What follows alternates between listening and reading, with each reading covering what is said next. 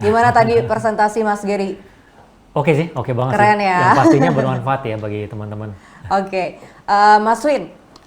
Oke, di panel discussion kali ini saya akan ke Mas Gary dulu sepertinya ya. Ada dua pertanyaan, Mas Gary. Yang pertama, sebenarnya seberapa penting sih bagi UKM dapat membuat konten digital yang kreatif? Lalu yang kedua, apa sih tren terbaru dalam konten digital, khususnya kreativitas yang semakin populer saat ini dan cocok untuk UKM dan aplikasinya ke bisnis? Silahkan, Oke, Mas Gary. ya. Terima kasih Mbak Tami. Ya. Ya, jadi seperti saya bilang tadi ya, untuk menjawab pertanyaan yang pertama tentang pentingnya konten kreatif untuk bisnis, bisa dibilang ya tadi seperti di presentasi awal saya tadi sih, kayak memang hampir semua orang di Indonesia itu udah online kan ya intinya. Dan saat mereka online, yang mereka konsumsi ya pasti konten gitu kan. Jadi untuk bisnis supaya bisa menggapai orang-orang ini, untuk menggapai orang banyak atau target audience yang sesuai untuk bisnis mereka, memang penting sekali untuk masuk ke ranah ini juga. Penting sekali untuk mereka membuat konten yang bisa breakthrough the clutter intinya, bisa menarik perhatian orang-orang ini saat sedang online gitu. Untuk masalah kreativitas mungkin relatif ya. Banyak orang mungkin mengira bahwa bikin konten yang kreatif itu harus punya budget yang tinggi atau harus punya ide yang liar atau apa. Sebenarnya enggak juga sih. Seperti saya bilang tadi juga bahwa yang penting itu adalah solutif intinya gitu. Benar-benar paham target audience-nya itu punya masalah apa, lalu kita membuat konten yang benar-benar bisa membantu menjawab masalah itu. Tapi tentunya tetap dengan konteks apa yang ditawarkan oleh bisnis kita gitu kan. Kayak misalnya bisnis kita minuman ringan misalnya, kopi gitu kan, kopi online misalnya. Itu kan nggak mungkin tiba-tiba kita menjawab masalah kelaparan gitu. Itu kan nggak nyambung gitu ya. Atau menjawab masalah percintaan gitu. Itu mungkin agak nggak nyambung gitu kan. Jadi harus benar-benar sesuai juga dengan konteks bisnis yang kita punya juga gitu. Terus berkaitan dengan pertanyaan yang kedua soal tren di konten, ini sebenarnya agak sulit sih ya untuk kayak nail down like one trend yang benar-benar terjadi saat ini, karena konten itu kan dinamis banget ya, dunia online itu dinamis banget, jadi trennya itu selalu berubah terus-terusan gitu. Tapi kalau saya lihat dalam beberapa tahun, mungkin sejak pandemi terutama ya, setahun 2 tahun terakhir, yang paling penting sebenarnya adalah yang tadi sih, solutif itu tadi sih. Karena orang-orang itu akhirnya pergi ke online itu tidak hanya untuk menghibur diri gitu. Tapi banyak banget orang-orang itu yang juga ingin mengembangkan diri mereka gitu. Misalnya kayak mereka ingin belajar sesuatu skill yang baru, atau misalnya mereka ingin memahami lebih baik tentang isu misalnya gitu. Kayak isu kesehatan itu kan jadi sesuatu yang sangat penting ya selama setahun 2 tahun terakhir gitu. Jadi orang-orang itu pergi ke online, mereka ingin memahami semua itu gitu. Dan itu sebenarnya memberikan opportunity yang banyak untuk bisnis, untuk connect sebenarnya dengan target audience ini. Karena jadinya kita tuh nggak hanya terfokus untuk membuat hiburan aja, tapi kita bisa meraih mereka dengan cara yang lebih bervariasi gitu. Misalnya bikin kelas online, bikin tutorial online, bikin artikel-artikel berkaitan tentang informasi-informasi terkini gitu. Jadi banyak banget sih variasi konten yang bisa dilakukan sekarang ini. Gitu sih. Oke. Ya.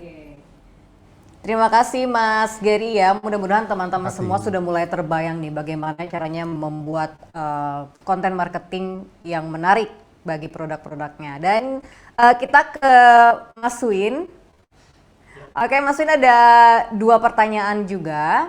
Yang pertama, Mas Win, apa saja sih best practice yang dapat dijadikan referensi dalam membuat konten digital yang kreatif? Lalu, apa challenge terbesar UKM untuk menghasilkan konten yang impactful secara continuity, dan bagaimana kiat efektif atau tips untuk mengatasinya?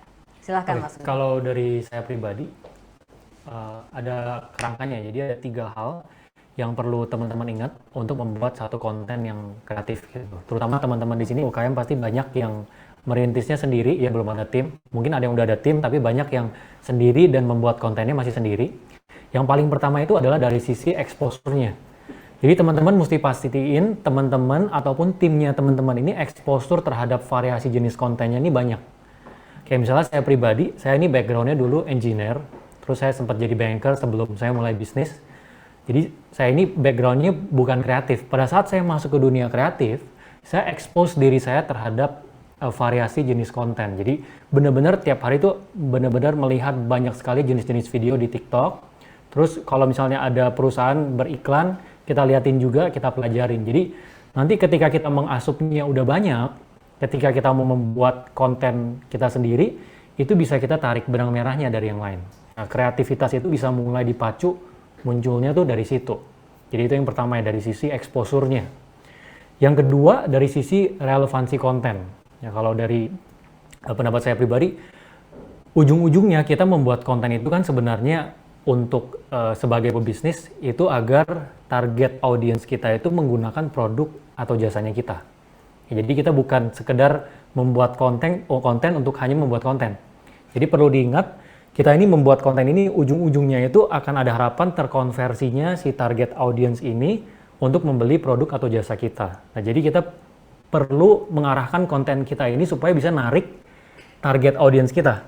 Percuma kalau kita view-nya banyak, tapi di dalam viewers itu tuh porsi yang benar-benar target audiens kita kecil.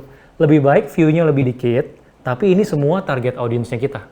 Jadi nanti ujungnya bisa lebih banyak yang terkonversi. Nah, satu cara supaya bisa ada relevansinya, itu bisa diulik dari sisi experience-nya. Jadi coba dibayangin si customer ini experience-nya seperti apa dari awal dia mau beli barang sampai dia menggunakan barangnya. Misalnya kita jual kamera. Kamera itu experience-nya berarti pada saat dia mau beli, kan dia akan mikir, oke, cara milih kamera untuk kamera yang bagus gimana sih? Nah, itu kan satu experience tuh. Dari sini aja bisa di breakdown banyak konten. Terus pada saat dia mau beli, dia ketemu penjual kamera. Penjual kamera nih ada banyak macamnya nih. Nah, itu juga bisa di breakdown lagi jadi banyak konten. Terus pada saat dia pakai kameranya, ada kerusakan atau misalnya dia bingung cara untuk setelah difoto, diedit, nah itu bisa jadi satu konten lagi. Jadi experience si customer ini dari dia awal aware terhadap produk sampai dia pakai produk, kendalanya apa aja, sampai apa yang bisa ditawarkan secara nilai dari si produk ke si customer itu semuanya bisa di breakdown menjadi konten. Jadi relevan. Jadi konten ini ketika kita buat ini kita menarik target audiens yang sesuai, yang memang yang udah kita rencanain dari awal. Itu yang kedua, relevansi. Nah, yang ketiga adalah pastikan ada keunikan utama.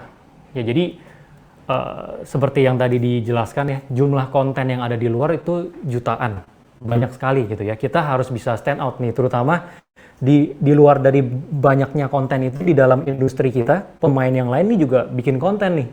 Supaya kita bisa stand out, kita harus ada yang unik. Kenapa? Karena kita mau si target audiensnya sekali ngelihat kita langsung ingat ya, harapannya sih sekali ya. Sekali atau mungkin 2 kali, 3 kali itu ingat. Jadi tiap kali dia lihat kita, dia tahu nih ada benang merahnya nih dari satu video sama video yang lain. Nah, uniknya bisa dari mana? Bisa dari visual, bisa dari audio, atau bisa dari konsep di dalamnya. Nah, kalau teman-teman mungkin yang ada yang lihat TikTok-nya saya, kan kalau saya kan ada slogan yang selalu saya pakai di belakang. Terus di dalam satu cerita itu ada kayak ekspresi-ekspresi yang saya ulang gitu. Jadi pada saat orang mengkonsumsi si konten itu, orang akan ingat, lebih membekas.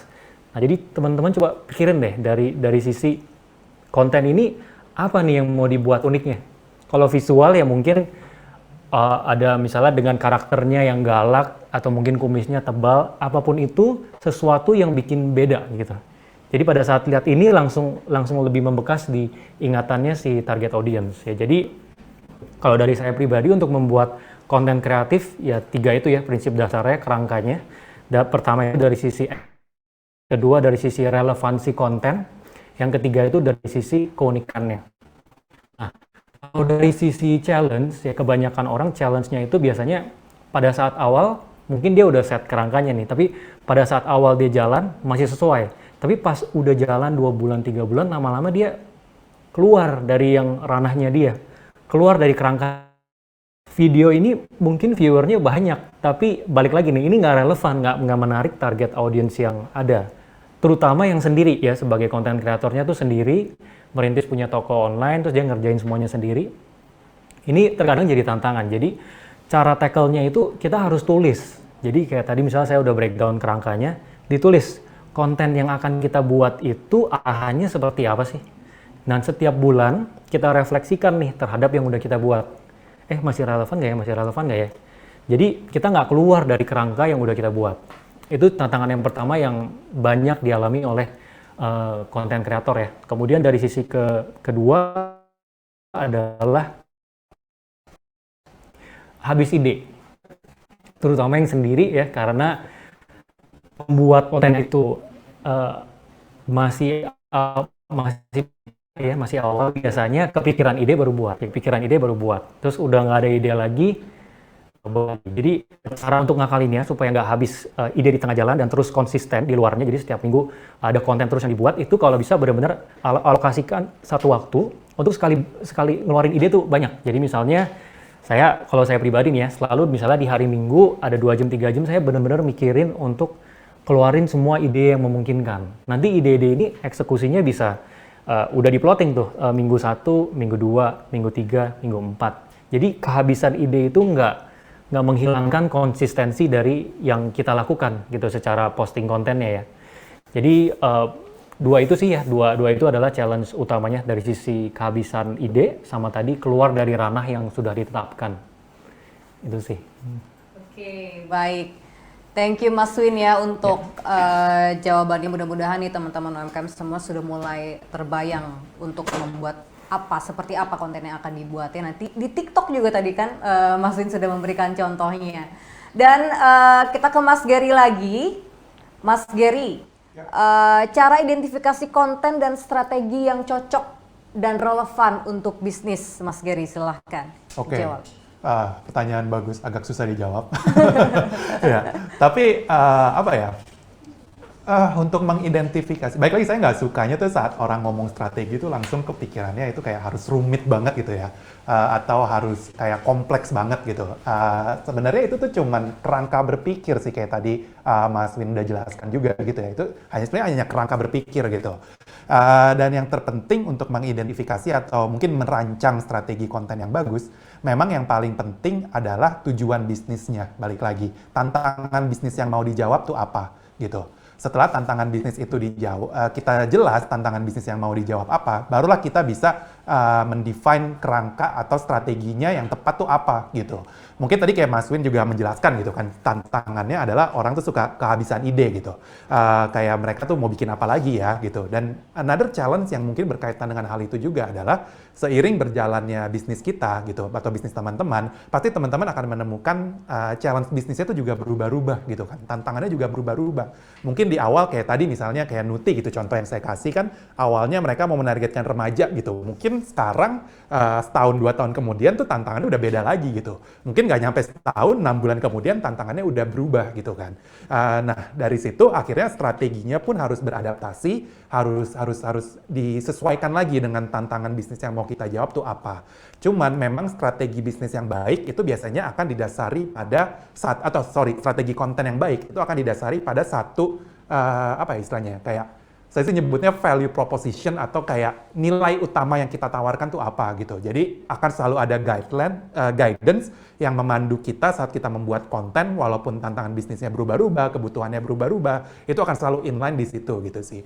Jadi mungkin mudahnya konsistensi kali ya saat ngelihat konten-konten dari market yang ada di luar sana yang bagus itu biasanya akan sangat konsisten gitu. Strateginya itu ada atau tepat itu biasanya akan kelihatan dari konsistensinya juga gitu sih.